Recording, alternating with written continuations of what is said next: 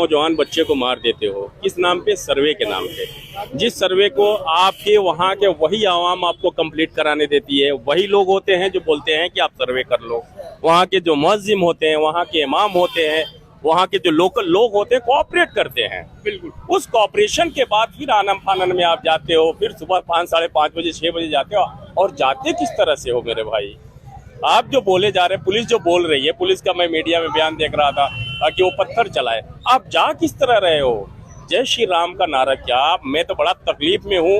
मैं जब से ये वीडियो देख रहा हूँ, ये जय श्री राम का मतलब क्या ये है? तो बिल्कुल गलत था। जब कोर्ट से आदमी आए हुए हैं और सर्वे करने जा रही है टीम, तो ये जय श्री राम, ये इस तरह के नारेबाजी क्या? ये जय श्री राम, मेरे को उनसे तकलीफ नहीं है। मेरे को तकलीफ इस बात से है कि जिस श्री राम को मर्यादा पुरुषोत्तम श्री राम बोला गया, मर्यादा पुरुषोत्तम बोला गया, उस श्री राम के नाम को तुम लोग लेके आतंक फैलाए हुए हो। तुम कहाँ ले जा रहे हो हिंदुत्व को? हिंदुत्व का मतलब तो यह है नहीं, सनातन का मतलब तो यह है नहीं, और इस्लाम का भी मतलब नहीं है कि किसी पे जबरन अपनी धर्म को थोप दिया और अपना धर्म मनवा ले। दूसरी बात, जो बात हमारे भाई बोल रहे थे डेमोक्रेसी, यह डेमोक्रेसी में, भारतीय लोकतंत्र में, भारतीय एक संसदीय प्रणाली है। डेमोक्रेसी का डिफिनेशन बोलता है कि for the people, by the people, of the people. Abraham Lincoln बोलते हैं कि लोगों के खातिर, लोगों के द्वारा जहां शासन चलाया जाए, प्रशासन चलाया गया, उसी को लोकतंत्र बोलते हैं। और हमारे महामहोदय, हमारे प्रधानमंत्री जी बोलते हैं कि दुनिया का लोकतंत्र जननी है, लोकतंत्र की जननी है भारत। उस भारत में भारत माँ के बच्चों को तुम खुलेआम गोली मार दे रहे हो, तुम्हारी प्रशासन गोली मार दे रही है। किस नाम पे? केवल मुसलमान के नाम पे मार दिया जा रहा है। ये डेमोक्रेसी बची है कि नहीं बची है? अब मुद्दा इस बात पे होना चाहिए। अब ये संसद में डिस्कशन का मुद्दा है कि क्या भारत में लोकतंत्र बचा है कि नहीं बचा है, क्या भारत धर्मनिरपेक्ष देश है या नहीं है। अब ये सवाल उठ रहा है, क्योंकि बाबरी मस्जिद के टूटने के बाद जब बाबरी मस्जिद शहीद होती है, 1991 में हमारा वर्शिप एक्ट आता है। उस एक्ट में बोला जाता है कि जो भी स्टेट रहेगा वर्शिप एक्ट में, चाहे वो हिंदू का धर्म स्थल हो, मुस्लिम का धर्म पूजा स्थल हो, सिख का हो, ईसाई का हो, बौद्ध का हो, जैन का हो, जो जिस स्टेट में है उसी स्टेट में रहेगा, उसमें कोई रद्दो बदल नहीं की जा सकती। उसके बावजूद तुम ज्ञान वापी को लेके आते हो, तुम संभल की मस्जिद को लेके आ जाते हो। केवल तुम्हारा वो राहत इंदौरी का एक शेर है कि सरहदों पे बड़ा तनाव है क्या? सरहदों पे बड़ा तनाव है क्या? कुछ पता तो करो, चुनाव है क्या?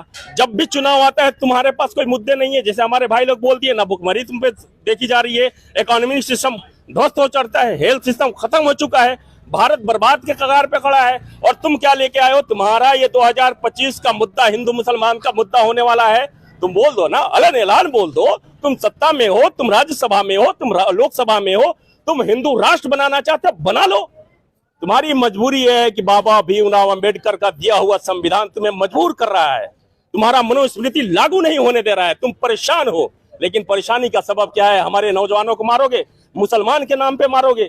जो संभल में हुआ एक प्लान मर्डर है, आप देखो, आप ट्रेन में सेफ नहीं है। हम लोकतंत्र के मानने वाले लोग हैं ना, हमारे सर पे अगर टोपी रहेगा तो आप मेरे गोली मार दोगे, आप ट्रेन में मुझे गोली मार दोगे, आप हम कोई गौ मांस के नाम पे हमारे घर में घुस के 1 लाख को मार दोगे, जिसको जी में आता है उसके मार दे रहे हो। हम बोल रहे हैं कि हम लोकतंत्र प्रेमी हैं, हमें क्यों प्रवोक किया जा रहा है? भारत के मुसलमानों को प्रवोक क्यों किया जा रहा है? आपके चैनल के माध्यम से मैं पूछना चाहता हूं, केंद्र सरकार से, जहां भी हमारा वीडियो जाए, मैं पूछना चाहता हूं, what do you want to achieve? तुम्हारे पास कोई मुद्दा नहीं है क्या? भारत में विभाजित करने की नीतियां तुम्हारी लागू हो गई है क्या? तुम भारत को विभाजन में फिर ले जाना चाहते हो, फिर भारत को बंटवारे की तरफ ले जाना चाहते हो? अगर नहीं ले जाना चाहते हो तो हमें मुसलमान के नाम पे क्यों मार रहे हो? आखिर हमारी गलती क्या है? जो हमारा कॉन्स्टिट्यूशन बोलता है कि हमारा आर्टिकल 21 बोलता है कि जो भी हिंदुस्तान में जो भी व्यक्ति रहता है उसको अपने धर्म का मानने का, अपने धर्म का प्रचार करने का अधिकार उसको दिया गया है। जब आप अपना प्रचार करते हो, ये बागेश्वर बाबा, बेवकूफ बाबा जो घूम रहा है, ऐलान बोल रहा है कि हिंदू राष्ट्र बना रहे हिंदुस्तान को, तुम्हारे गोली नहीं है, तुम्हारे मैगजीन खत्म हो गई, तुम्हारे जुबान खत्म हो गए क्या? तुम्हारा कोई शूटर वहां नहीं मिलता? फायर करो ना उस पे गोलियां। अगर जैसे वो चिल्ला रहा है, हमारे गली का एक बच्चा जो अंडर एज हो, मैं बोल रहा हूं अंडर एज हो, 18 से नीचे हो, अगर वो बोल दे कि हिंदुस्तान को मुस्लिम राष्ट्र बनाना है, उस बच्चे का मर्डर कर दिया जाएगा। ये ऐलान चिल्ला रहा है, ये क्यों नहीं हो रहा है?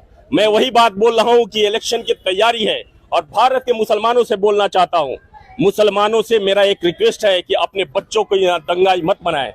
ये कुछ दिन का वक्त है, जब फिरौन नहीं रहा तो ये भी नहीं रहेगा, जब हिटलर नहीं रहा तो ये भी नहीं रहेगा, और जब हिरण्यकश्यप नहीं रहा तो ये भी नहीं रहेगा, जब तुम्हारा ये कंस नहीं रहा तो तू भी नहीं रहेगा। जो सत्ता में बैठ के तू कंस का रूल अपना रहा है। तुम्हारा धर्म बोलता है कि जब भी धरती पे अत्याचार होता है तो श्री राम जैसे लोग पैदा होते हैं, कृष्ण जैसे लोग पैदा होते हैं। कोई ना कोई भारत में पैदा होगा और तेरे सत्ता को चूर चूर कर देगा, तुझे फिर जमीन पे लेके आएगा। तुम्हें एहसास होगा कि तुमने क्या किया हिंदुस्तान के साथ। हिंदुस्तान की आजादी बहुत मुश्किल से मिली है और यह परेशानी का सबब है। मैं तो बोलता हूं कि मुसलमानों को डिफेंस जोन में नहीं बोलना चाहिए। हमें नहीं मालूम कि हम पे एक्ट लग जाएगा कि नहीं लगेगा, हम कब अपनी बात करेंगे, हमारी परेशानी नहीं है। हमारे बच्चों को, हमारे भाइयों को मारा जा रहा है मुसलमान के नाम पे। मैं ये नहीं बोल रहा हूँ हमारे भाई, मैं जात की बात नहीं कर रहा हूँ। मैं एक बात बोल रहा हूँ कि ये जो सत्ता में बैठी हुई सरकार है ना, ये फरवडों की सरकार है, ये फरवडों की सरकार है। आप देखिएगा, ये भारत में एक ऐसी सरकार आती है जो भारत के संविधान के अगेंस्ट जाके फॉरवर्ड को 20% 18% आरक्षण दे दिया जा रहा है, आरक्षण दिया जा रहा है। ठीक है, अब देखो ये मुसलमानों को टारगेट बनाते हैं। ये जो आज चंद्रशेखर आजाद रावण जो उत्तर प्रदेश में पैदा हुआ, किसका उपज है? इन्होंने वहां दलित को, पिछड़े को, अति पिछड़ों को इतना मजबूर किया कि एक रावण पैदा किया, चंद्रशेखर रावण पैदा किया। आज वो संसद में दहाड़ रहा है। तो इनके शासन काल में न हिंदू सेफ है, न दलित सेफ है, न अति पिछड़ा सेफ है, न गरीब सेफ है। ये दल्ले हैं। किसके दल्ले हैं मालूम है आपको? ये किसके दल्ले हैं? ये उनके दल्ले हैं जो हमारे देश को ले जाके अमेरिका में बेच दिया। हमारे देश की बोली लगाई जा रही है, हमारे इकोनॉमी सिस्टम की बोली लगाई जा रही है। उस पर ये बात नहीं करते। ये हमें केवल मुसलमान के नाम पे मारेंगे। अरे कब तक मारोगे? हमारा कौम।